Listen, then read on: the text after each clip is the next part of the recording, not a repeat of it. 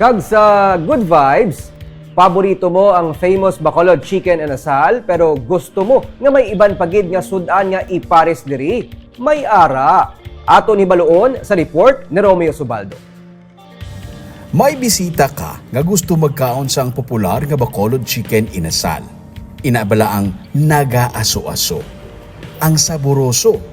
Ang nagapanalupsop ang sabor sa kaunod-unuran sang manok. In short, hindi lasay.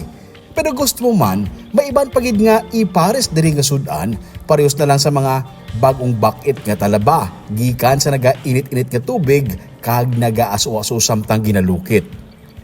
Gusto mo pagidya, may sutanghon kay naanad kaya nga basta may kinananay, may noodles nga upod. Nagapanamkon kapagid sang manamit nga pork sisig. Ukon crunchy calamares. Present initanan, kag iban pagid nga mga all-time favorite Pinoy food diri lang sa may Inasal de Ilonggo. Ang Inasal de Ilonggo ang located sa 27th Lacson Street sa Bacolod City, sa may bangga lang sa tabok sang Rolling Hills. Kung may bisita ka nga balikbayan o kung afam, bisan pagani galing Maynila nga gusto mo patilawon sang manamit nga mga Pinoy food including inasal, pwede diri. May ara sang alfresco dining, may air-conditioned rooms man. Kung may meeting ka mo or gusto nyo man sang little privacy para kamukamo lang sang imo nga pamilya, barkada o kung workmates, pwede diri. May packages sila nga consumable para sa mga small groups.